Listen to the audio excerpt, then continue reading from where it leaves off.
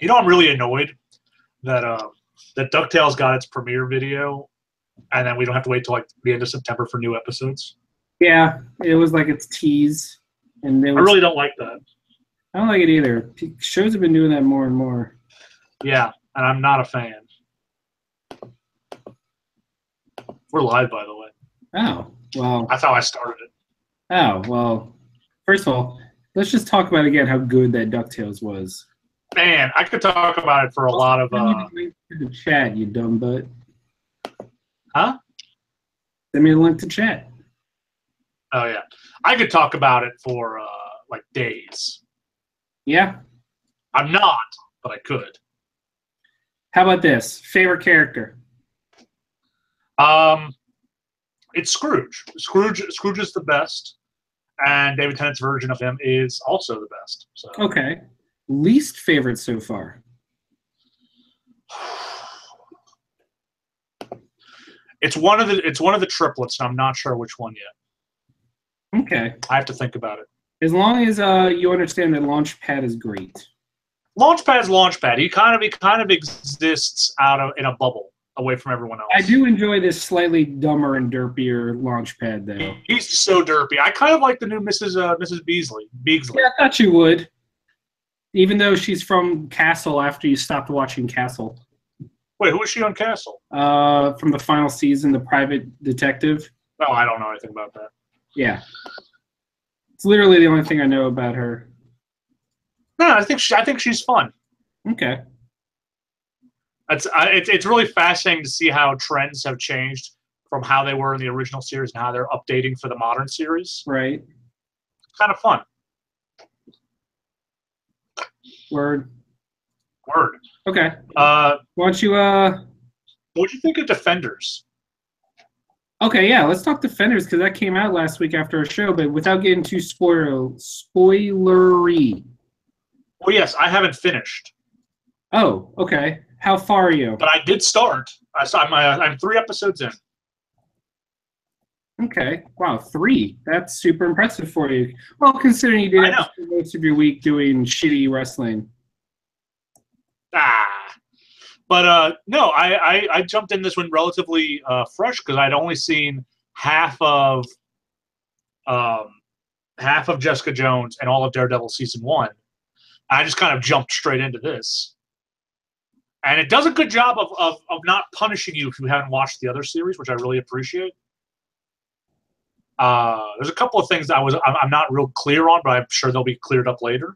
Does it have to do with the fact that you skipped Iron Fist as a show? I mean, I skipped Iron Fist and Luke Cage, so. Well, you need to at least go back and watch Luke Cage just because that was a good show. But Luke Cage, out of the 3, probably had the least to do with like the main plot thread that ended up leading into the Defenders. Uh-huh. The 2 most important were Daredevil season 2 and Iron Fist. But Iron Fist is so bland. All you really had to know is hand bad, Defenders good. Yeah, I kind of this is my first shot at seeing this Iron Fist in action, and I don't love him. Now, I kind of get why no one really likes him. I could really just go into it. Just so much hate. Yeah. Hate's the wrong word. Disdain for this new Iron Fist. And I think, Chris, a big part of it, and you've missed this in the actual Iron Fist show. Actually, give me 1 second. Okay.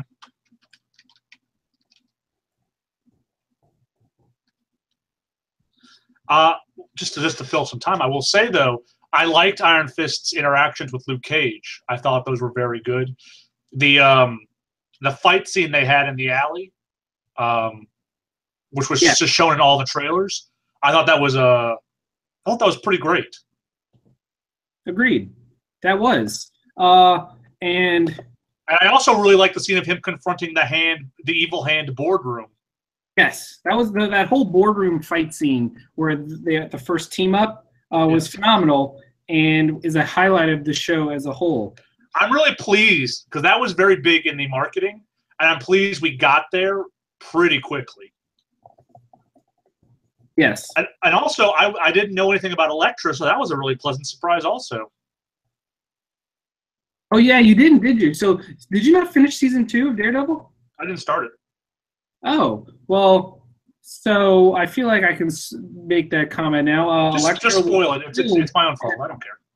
Elektra was killed during season 2, and the Hand stole her body and revived her. Yeah, I got that. I got that when they showed Sigourney Weaver. Of the second half of season 2 was she was prophesied, and so they were trying to keep her away from the Hand, and they thought in death she was free. Yeah.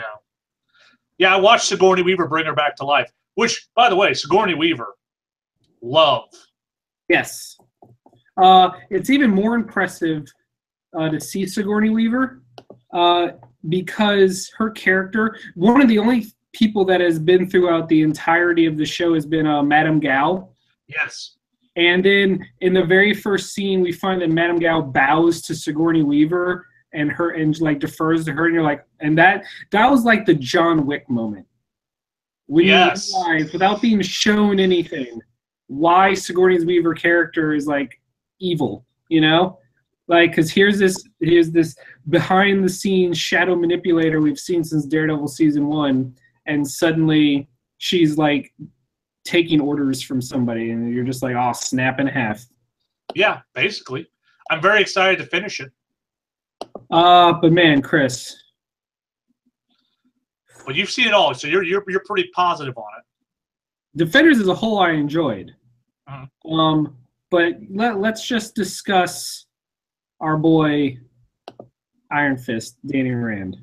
Yeah, it's pretty unfortunate because I've heard all the rhetoric since it was announced, and it's just I feel bad for this guy. Yeah, but you know what? It's his own damn fault. Yeah. Or you know what? Part of it is his interpretation of Danny Rand. Part of it is the showrunner from Iron Fist, who also is the guy that screwed up Inhumans. Oh yeah. Which I find fascinating and awful. Like, why does this guy he's like the superhero version of a Uwe Boll getting video game franchises. It's like, why, guys? It's so bizarre because you would think that Hollywood's much of a meritocracy, and it's really not. Mm-mm. Like, once you get your foot in the door, you're basically there forever. But yeah, so here's the thing that infuriates me about his character. All right, let's hear it. Regardless of his lack of charisma, his lack of stage presence, the fact that he's just a very wooden actor and he's just not very good, and all that stuff, like all the reasons I hate his face. Okay? Take all that away. If you take all that away, we're still left with a character that's written as a very bad Iron Fist. Like, there's a scene in Iron Fist where one of the main characters is bleeding out. And someone else has to come to him and is like, you're the Iron Fist, right? Why don't you heal her? What are you talking about? You can fucking use your chi and heal her. Well, I've never done, no one ever told me that. Like, he's just a bad Iron Fist. He doesn't speak the language of Kunlun. He disregards all of their practices. He actually doesn't know how to be an Iron Fist and constantly fails. But then he turns around and acts like being an Iron Fist is like his destiny, but he just sucks at every regard of it. Like, there's multiple points where they're like pointing to murals, and they're like, what does this say? He's like, I don't know, I never learned their language. And they're asking about the history. He's like, oh, I never knew that. And it's just, I would excuse a lot of his man-child whininess if at least he was good as Iron Fist, but just every part of his portrayal was awful. And it breaks my heart. That's very disappointing because I know Iron Fist is very near and dear to you. Yes. Which will segue nicely into our discussion after the rest of your news. Okay, let's rap about some news, bro. Yeah, bro. Dragon Con is looking to have 80,000 people in attendance this year, awesome. making a play for one of the biggest conventions in America. So that's pretty exciting. Nice.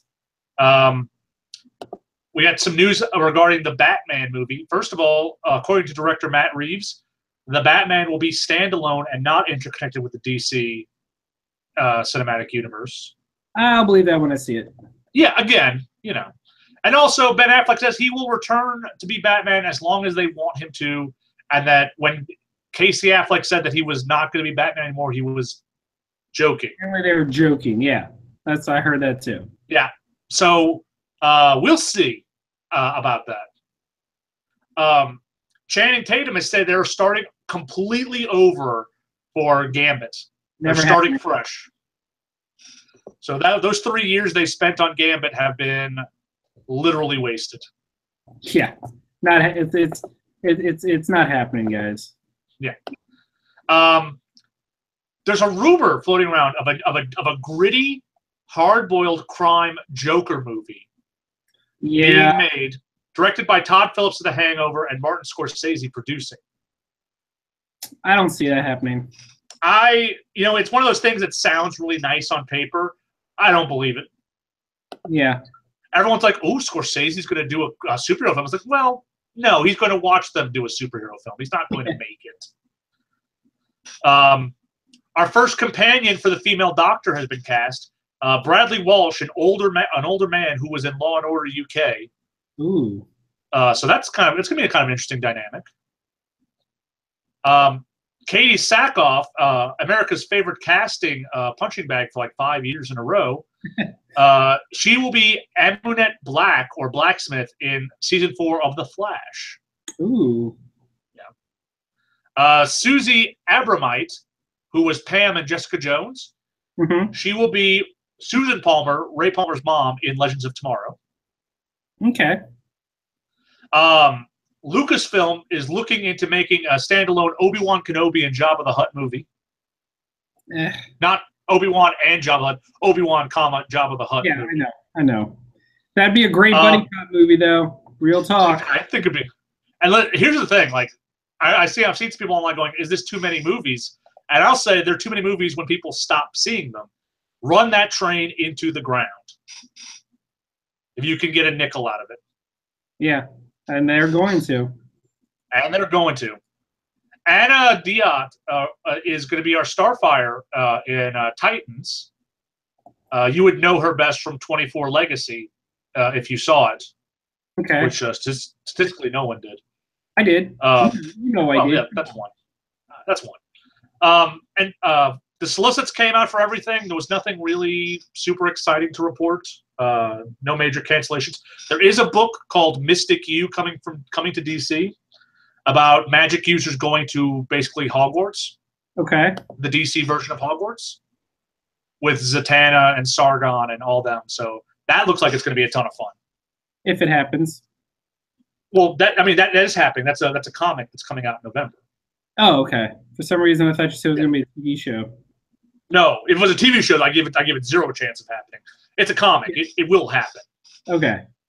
And finally, everyone can be excited for this. Wizard Magazine is coming back in digital quarterly magazine format, and it will include a daily video series called Wiz Pop. Okay. So, yeah, for a generation who didn't grow up with Wizard Magazine, I don't know how you should feel about this, but we'll see. All right, then. I don't know. Quarterly magazine, like, stuff happens so fast. Like, what are you going to talk about in 4 months? I don't know. Especially since, by the time you get to it, it'll be so old hat. And not to mention the fact that Wizard wasn't always known for its hard-hitting journalism. Right. So, I don't know. I don't know either. What else you got, Bill? That's it. That's all the news.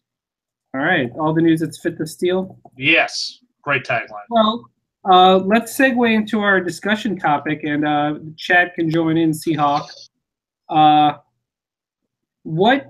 recently made a tweet on the interwebs at NOLANerdcast about various live-action properties that have disappointed me based on their portrayal of a character.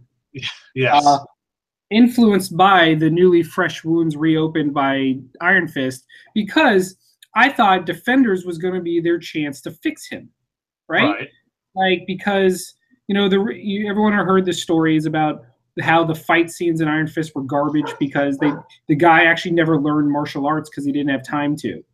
Yeah. So you have a guy named Iron Fist whose skill is martial arts who can't do martial arts, and that's why the fight scenes were one of the many problems of Iron Fist. So I thought, you know what? Now they're here with Defenders. He's teamed up with everyone else. He can play off other people. Maybe they'll fix him. And no, it was everyone else that buoyed him up. And he did shine when he was interacting off of other people, but then his actual character and motivations were just like, meh. Yeah. Oh.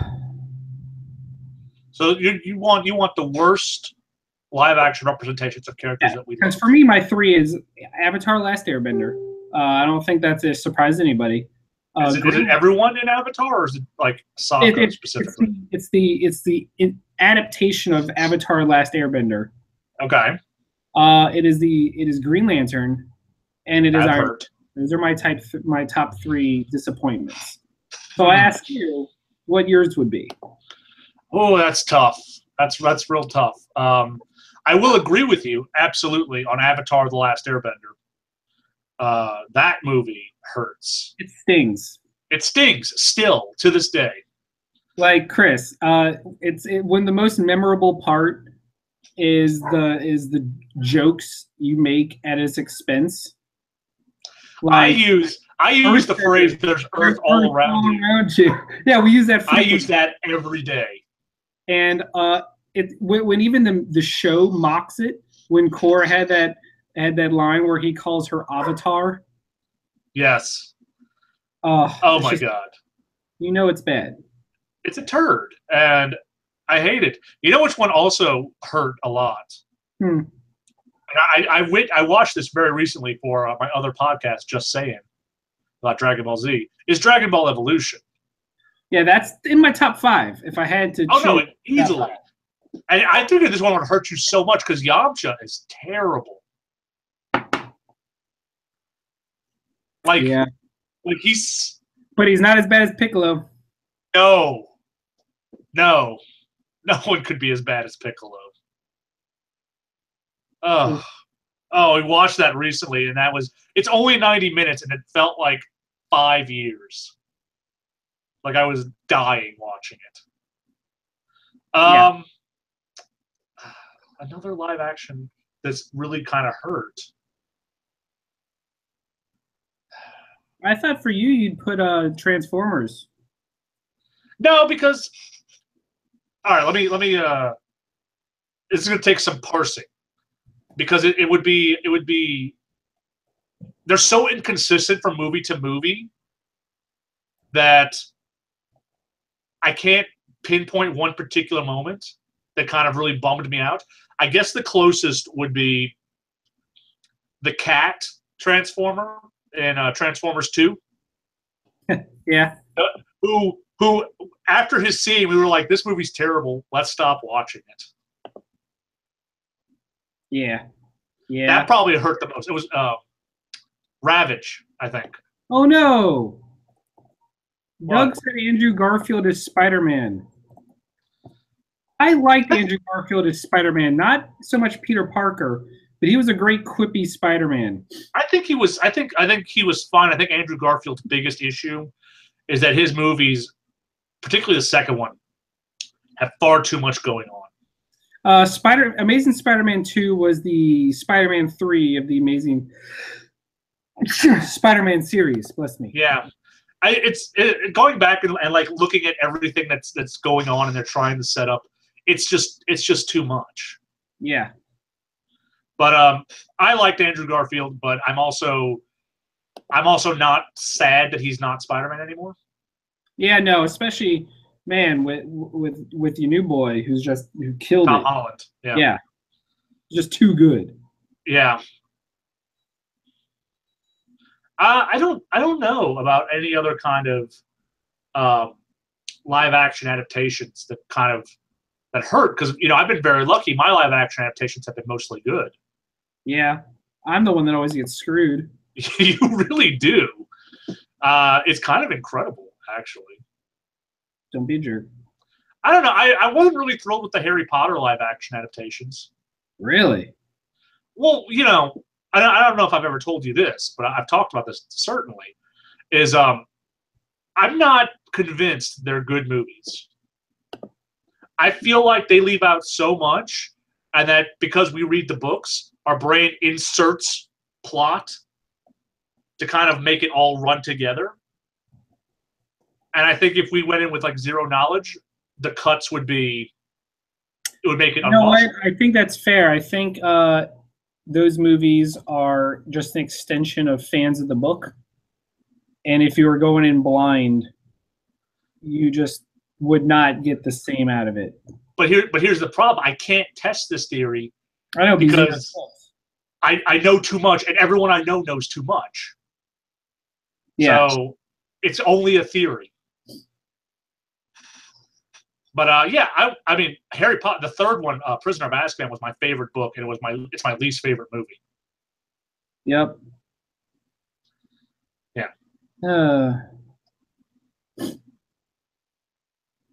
Womp womp. You want to talk about video games? Maybe. What you doing? I was reading this hilarious thing. Cool. I'm glad you're reading that while we're talking. Well, I thought I was going to play into something I wanted to bring up. Okay. But it did not. That's a bummer. Chris. Uh-huh. What up? I got a question for you, buddy. Question me. Were you able to get an SNES Mini? I didn't even try. You know who did try? You? Yeah. Did you get one? No. Well, they went on. Didn't they go online at like 4:30? In the morning, yes. Yeah. Yeah, and they lasted all of 30 seconds when they went up the next day, and it's because of bots. And apparently the retailers forgot to impose a limit, so you were able to check out 99 at a time. Oh my God. Yeah. So I'm just gonna have to do the old-fashioned wake up ass early on the day it comes out and camp for it, because I got something to tell you, Chris. I've got an NES Mini that I'm gonna hack, because you can hack it and add all the games on there. Yeah. And then they're gonna do the same with the SNES Mini. I'm gonna hack the shit out of that, and then I'll finally have an emulator with HDMI support that's simply designed to just plug into my TV and work. I'm not going to have to worry about Raspberry Pi coding and soldering stuff and all the things that scare me away from all the existing options. I'm not going to have to deal with any of that shenanigery. I can just plug and play, which is why I always prefer consoles to PC gaming. Yep. Yeah. Yeah. I'm not real interested in the Mini. I kind of love it from a consumer standpoint that it exists, but it's not really going to be my thing. I have a Retron, yeah, that I'm sitting here with that I don't play a ton of as it is. So that's fair. And also Star Fox 2, not going to get me to buy anything. Look, Star Fox 2 is the least interesting part of that whole thing for me. I would have taken Chrono Trigger over Star Fox 2 all day, every day. Oh man, if basically the SNES Mini was a RPG machine, and you jammed it with Final Fantasy 4, Final Fantasy 6, Earthbound, like Illusion of Gaia, Terranigma. If you jammed it full of all that, we'd have a much different conversation right now. Yeah, makes me wish that they would do like specific genre types. I don't know. Doesn't matter. Man, if they make like a Nintendo thing that has every Mario on it, that'd be pretty spectacular. Like every Mario game ever? Yeah. Wait till we're old enough for there to be a 50th anniversary. That'd be nice. About 20 years. We'll be 50-ish, and we'll be able to play every Mario game ever made in a giant box set. Speaking of box sets, Chris, did you see the Samurai Jack box set? I sure did. I'm happy you mentioned it, because I was going to bring it up if you hadn't. I saw it, and I love it. Yeah. And I'm thinking really hard about it. Me too, especially since I never bought any of the Samurai Jack seasons. This will be like a perfect. Well, also the DVDs were not great quality. I have some of the DVDs, and they don't look very good. and I think a nice Blu-ray conversion with some really good sound. Yeah, they're getting boosted, so I'm excited. Finishing up, moving on. So Injustice 2, Chris, got its announcement today of 3 new characters. 2 of which are great. No, one is great. One is surprising. One I have issues with. Okay, let's hear them. Which one do you want first? Let's hear the one that is surprising. Hellboy, the cast of Injustice 2. And did you see his intro video? I have not, but I know Hellboy was going to be in it. So, okay, we'll circle back to Hellboy then. So they show Black Manta. And Black Manta comes out, and he fires rockets out of his little suit. And the rockets go into the dark, and you just see the stone hand grab a rocket, and with the booster thrust, lights his cigarette with it, and then throws the rocket away, and it explodes in the background, and he goes, "Thanks for the light." That's not bad. That was awesome. And I'm like, that's a great way to surprise people with Hellboy. And I think that it's a very surprising addition. But I think it'll be one that fits in well. Yeah, here I've put the video up online. I'm sharing it so we can have a look-see. Thank you. And look, Doug posted about the Mass Effect thing. Yeah, they this week they effectively killed off Mass Effect, saying that all production of any single-player and story-based content has ceased, and EA has placed the franchise on indefinite hiatus. That's a bummer. It is a bummer. I love Black Manta so much. He is going to be a great character. He's so dumb, and I love him. I am completely unsure what to make about Hellboy. I think it's going to be good. Oh, you're actually playing it on your screen. My bad. I'm playing it on the screen, and I'm sharing it. But I'm not real sure what to make about it. Someone's saying, they don't care for Raid. That's where I'm going into. I do not. Raiden's stupid. They've already brought in 2 Mortal Kombat characters, Scorpion and Sub-Zero. Yeah. And you know what? That's all we need. Because, and this is what kills me, Scorpion's a fire character, Sub-Zero's an ice character, and now Raiden's a lightning character in a game about DC superheroes where we already have existing characters we could pull for them. Yes. It is a waste. We don't need to shoehorn Mortal Kombat in there, guys. We know it's your game. You can make your own Mortal Kombat game after. Mortal Kombat X sold gangbusters. It's not like you have to force Mortal Kombat. And you know what? Injustice 2 is selling incredibly well. It made the NPD numbers again for this month because of that. Tekken 7 dropped off into the top 20 at number 20 when it was number 1 last month, where Injustice was number 2 and ended up at number 2 again. Yeah. And that just really bothers me because we have existing characters. Why not Black Lightning? He has a fucking TV show coming out in 2 months. Why wouldn't you put him in there? You could bring Shazam in. That would be another great character. No, you can't. You can't mess with the rich lore of the Injustice world because Shazam was killed. Well, then Black Lightning. Yeah, I don't know. I don't have anything for Black Lightning. It bothers me because of that. Because it's just an instance where we have these characters already. Yeah, it's super dumb, and I don't care for it either. But yeah. But yeah, that's why it bothers me, because it's unnecessary. It's not like DC or comics in general are hurting for lightning themed characters. Yeah. And it's not like the DC universe doesn't have a million characters you can work with. Yeah. Bump. Yeah. So guess what else happened this week? What? Gamescom. Yeah. Hooray for Gamescom. European E3. The biggest news is that Microsoft had a massive Xbox One X press conference. Not press conference is the wrong word. They had a live stream with European influencers interviewing developers, and they touted a lot of brand new world premieres. What followed was the realization that they were using world premieres to show trailers for pre-orders for a Minecraft system, for the introduction of the Build Your Own Controller program in Europe, and things that you don't usually associate with world premieres.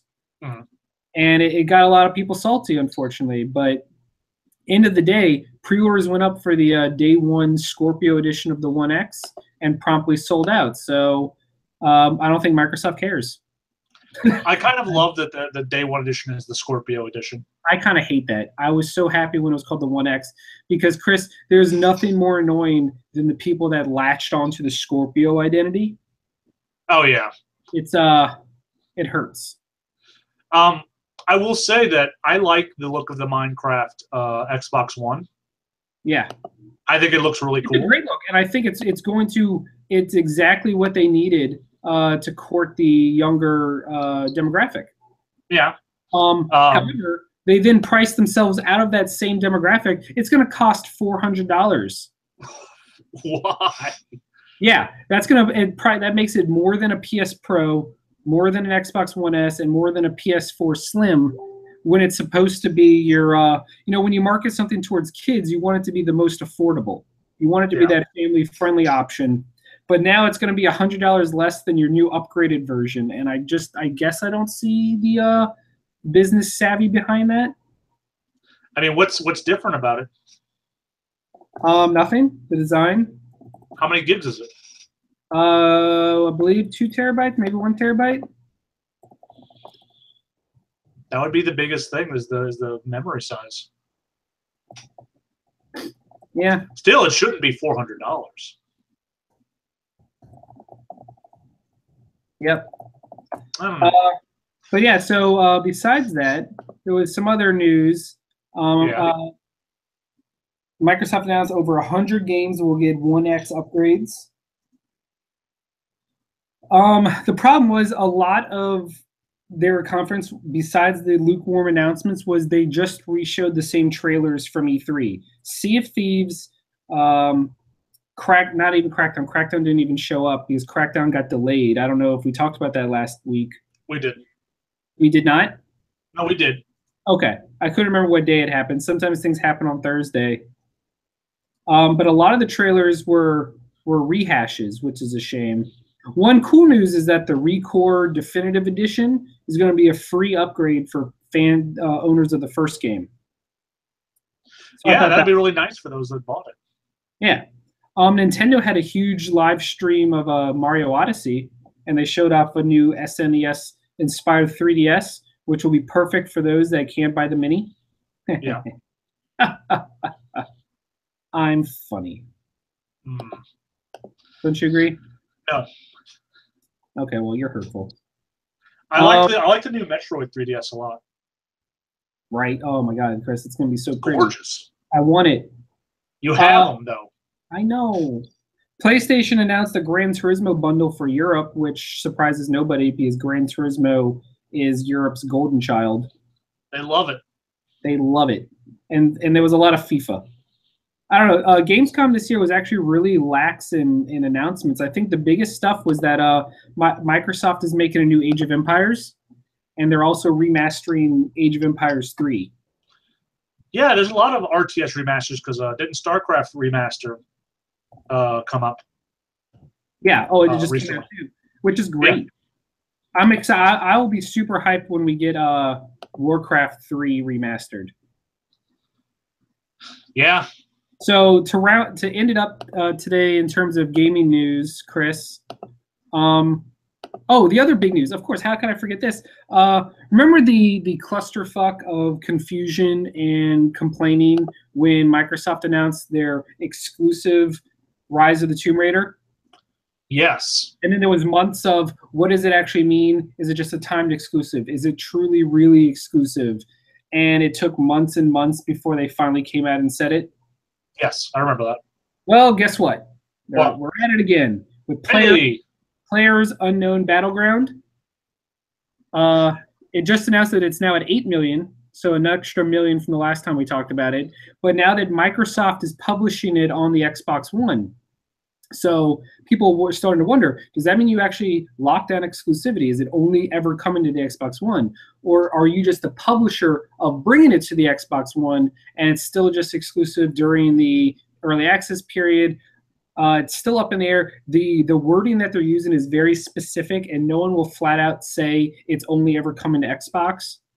So it's looking like it's, once again, if you really desire to play PUBG, if you wait long enough, you probably will be able to, but I don't think it's coming anytime soon.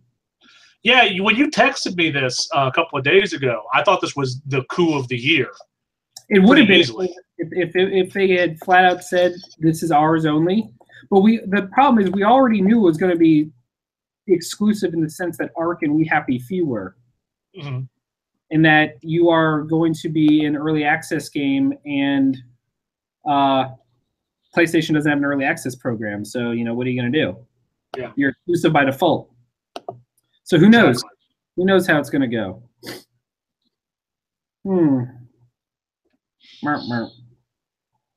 I don't know how it's going to go. You don't? I don't. That's fair. I bet by the time it comes out, Battleground will be on the decline. Maybe. Hit that plateau and just kind of slowly spiral the drain. So Chris, remember last week for the NPD sales, we mentioned that Xbox sold less than the 3DS and was actually fourth place. It went you told me this. For 3DS. Well, the games have finally come out, so I'm asking, what do you think was the top-selling game of July? The top-selling game of July? Yes. Oh. I don't know. Was it Minecraft? Splatoon 2. Who? Splatoon 2. Oh, yeah, that did come out. Yeah. Okay. Now, you want to know what's even crazier? Guess what the second game was for the second month in a row? Okay, what? Crash. The Crash trilogy. Really? It for the second month in a row. That is ridiculous to me. Also, Final Fantasy 12 made the list. Injustice remained on the list. 3 Call of Duty games were on the list. These are the remasters? Modern Warfare Remastered, Black Ops 3, and Infinite Warfare all made the list. Wow. Yeah. Surprisingly, MLB The Show is still on the list. Ghost Recon Wildlands is still on the list. NBA 2K17 from last year is still on the list. Because they changed the way it is now. It's no longer about how many units you sell. It's about revenue. So that's why games like Grand Theft Auto 5 are number 3, because they still make so much money every month. And why Rainbow Six Siege is in the top 10 because of that same reason. They just print money, and they never stop. Can I talk about how impressed I am with Grand Theft Auto 5? Yeah, it never stops. It never stops. And I get emails from Rockstar like every couple of weeks, like, hey, by the way, we're adding a new thing to online. Mm-hmm.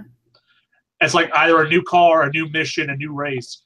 And I'm just stunned that they keep putting it out. Yeah, it's crazy. Yeah. So Chris, finally, before we talk the very few comics of the week. Right. Let's talk Dragon Ball. Oh my God, yes. Let's talk about Fighter Z, please. So, for those that don't know, we just friggin' love us some Dragon Ball Z. And this new game by the creators of Guilty Gear have got us so hyped.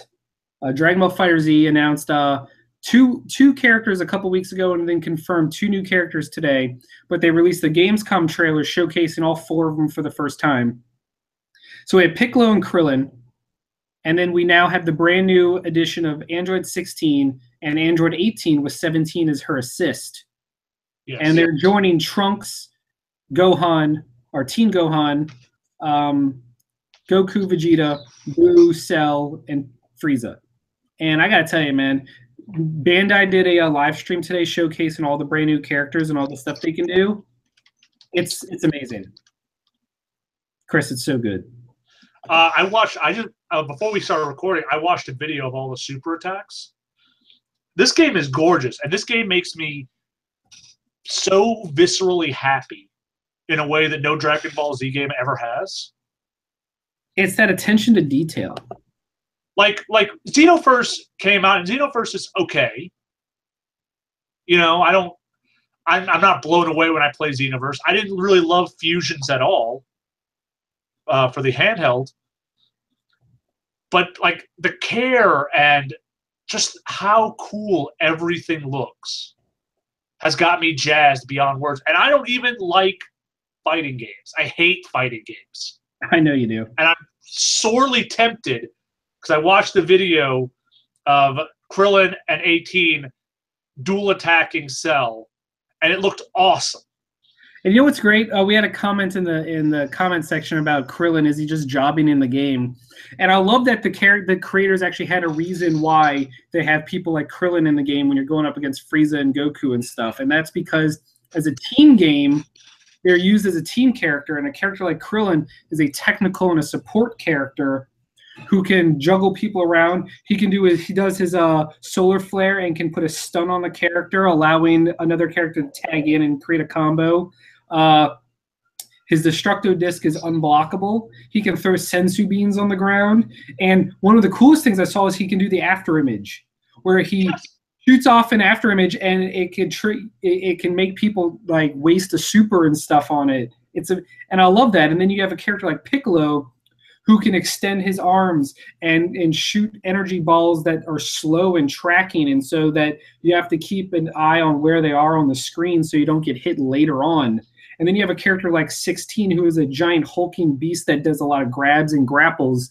And they've made all these characters that traditionally in the power scaling war are always at the bottom be really useful. And they said that they're going to continue to put people in the roster, not in regards to who's the most powerful, but who would bring a unique fighting style to the game.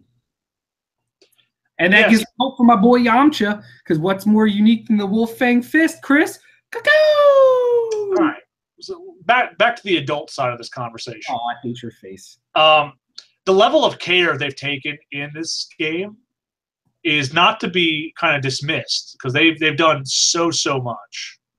And it's absolutely a letter of love. And this is coming to the big issue the Dragon Ball games have, is they're too focused on, you know, we have to put Super Saiyan Rose Goku Black as one of the top tier characters, and Yamcha can sit at the bottom in the garbage pile. And this game kind of evens them up at the same playing field and makes it interesting. Yeah, and I love it. And I love it. They've made it so that it's supposed to be more accessible to people like you as well. Yeah. And I also want to talk briefly, while we're on Dragon Ball, I want to talk about Super briefly. Because Super's done the same thing. You know, they're having this big tournament of power. And the team is not just Super Saiyans. It's Master Roshi, who hasn't been useful since Dragon Ball. And Tien, who hasn't been useful since he beat the shit out of Cell once. Yeah. And they're in this tournament of power, and they're killing it. I'm very excited. Next episode is a Master Roshi episode. I'm so psyched. Mostly because I just want to know how he's so powerful. I'm curious to see how they're going to play that off. But like Goku had that bullshit. I was like, wow, Master Roshi, you've been doing some real secret training. And I'm like, yeah, okay, but like he's way too powerful. Exactly. Now, Chris, I'm going to tell you the best news of the week in gaming. Guess what just announced is getting a brand new story mode? What? Went.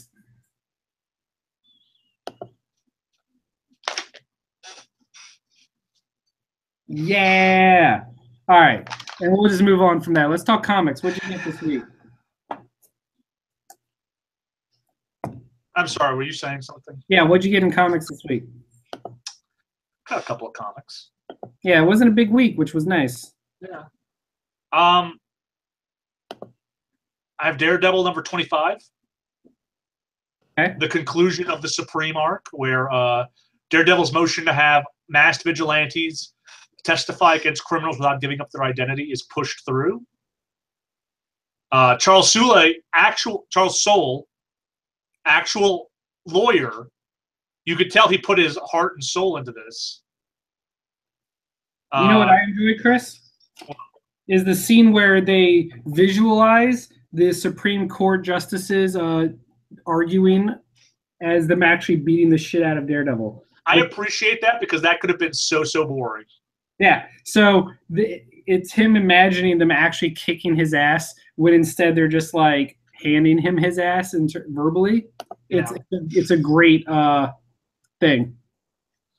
I want to say that I hope that this court decision is something that will be spread into other books, because I worry that it's one of those things that happened in Daredevil that's great, and then Spider-Man's like, well, I can't testify against criminals because it'll reveal my identity.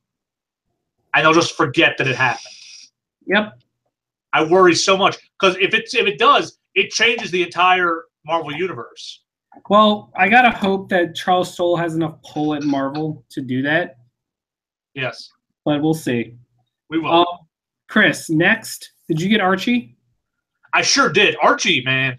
Archie's tackling some real shit. Continuing the darkest timeline. Yeah. Of don't drag race or there will be dire consequences. Man, there sure are, because Betty can't walk. I will tell you, I will never tire of the running gag that Archie is so accident prone that he can't do anything. It's a nice bit of levity in this book, because this book is really sad. Not as sad as all the way through. But yeah. Number, I also want to point out, this feels like a book for teenagers, for young people.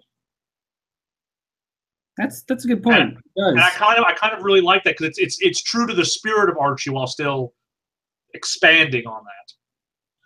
Precisely. Yeah. Did you get Detective Comics? I did. Started a new arc. And yeah. And it's going to lead directly into the Tim Drake arc. Mm-hmm. This stuff with Anarchy is interesting, because Anarchy, I just remember Anarchy from his 90s appearances. Yeah, they're doing more with Anarchy's character in one issue than anyone has ever done with Anarchy. Yeah, it's kind of really interesting, the stuff that got floating around. Yep. Also, I'm kind of really annoyed at Stephanie Brown, but I know I'm supposed to be. Mm-hmm. But it kind of makes me sad that I'm just so annoyed at her. Oh, because of that's fair. Yeah. Did you get Lazarus X66 #2?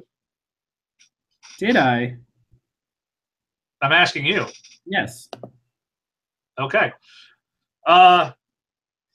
Going into it's explaining the big mystery at the last cliffhanger with why the Lazarus that Forever was romantically entangled with suddenly betrayed them all. Yeah, what family is he from again? It's Moray. Moray? Yeah. So we love Lazarus a lot, and we highly, highly recommend it. And I really appreciate that they're taking the time in this break to get their artist some recovery to flesh out the world. Last week was the issue of someone getting raised up to be part of Forever's kind of unit. Yeah, that's what makes these so nice, is because that's exactly it. It's a break from the never-ending pace to basically just let us breathe and learn more about these characters. Did I mention in that issue that reminded me a lot of the Rook storyline from Checkmate? It very much did. Okay, I don't know if I said that out loud, but I was reading that and I thought about it. Still one of the best story series out there that no one's ever heard of. No, the final Rook storyline. Wow, beautiful. Did you? What else did you get? Well, I got two that I'm going to talk about briefly. Right. Then we're going to wrap it up. Okay, let's hear it. Everyone's favorite shitstorm. All right, what happened? Well, it's the penultimate issue, where the heroes make their miraculous comeback, and they're pushing back, and then suddenly they have to fight the big bad, aka Captain America, who has weaponized the cosmic cube and has inserted it in his chest. Yeah. He sure did. But hey, you know, at least Thor became a good guy again. Okay. I don't know. Look, I think this will be a fun read when it's all collected, but there's so much. And once again, they changed the artist. It's now Lionel Yu, who I love, but you can't start this series with Andrea Sorrentino and then every other issue change the artist. Like, it just, you don't do that on a giant company-wide mega story. Like, Marvel's the only one that does that. You don't. Maybe Sorrentino can't keep pace. Then you delay the fucking book. I'm just saying. Well, I know, but I've never understood this. Like, look, if you're gonna bring a guy on that's notoriously slow, then have him start working earlier. Yeah. I don't know. And then, Chris, guess what's back from the dead? What's back? Well, it looks like this comic is both dying and not dead because it's back again. Holy shit, Dying and the Dead. Just in time for the next arc to start, I guess. I've never seen a book more desperately in need of a last time on. It still doesn't have one? No. What was the last issue? Like last year? I don't remember. And so I read this, and it's a flashback episode detailing characters I don't remember. So this whole series is just a big... Jesus Christ, man. Yeah. Dude, it's rough. Speaking of books from the dead, there's a new issue of Chilling Adventures of Sabrina. Yeah, I also saw that they really came out with the first trade. Yep, they sure did. No, Chilling Adventures of Sabrina continues on with its kind of cool witchiness. And it's great as long as it's coming out. So we both have books that see. came back from the dead this week. Huh? We both have books that came back from the dead this week. It's true. What issue of Dying in the Dead is that? 5. I want you to know that we started reading it back in like 2015. Oh my god! Like early on. Yeah, Comixology is optimistically having pre-orders for the next 3 issues until the end of September. Mm-hmm. I'm looking at that like, no way. Not a chance. But yeah, that about wraps it up for us this week. Yeah. Man. Next week we're gonna have some stuff to talk about because I just started Uncharted Lost Legacy, so I don't want to discuss it yet. But next week I'll be going all in on Lost Legacy. I'm very excited. And I would like to get some more time into Hell something. Also, Chris, Caitlin got us not front row, but really far up, ground level, first section Hamilton tickets in New York on Broadway next year. Hey, that's exciting. I'm super hyped for that, son. Like, she won a lottery just to have a chance to get in line to buy the tickets online. That's incredible. That sounds like it's going to be a great show. Hype train is still. Yeah, it's going to be for a while, I think. Yeah. But that's it for us this week. Just remember, guys, it's your daily reminder that Iron Fist is garbage. Yeah, shut up, Iron Fist. Damn you, Danny Rand. Did you see there's a video of Jessica Jones' best insults to the Defenders? No, but that's great. Yeah, IO9 had a compilation. All right, video. I'm going to look that up. All right, everyone, we'll be back next week, usual time. Y'all have a good night, and we will see y'all later.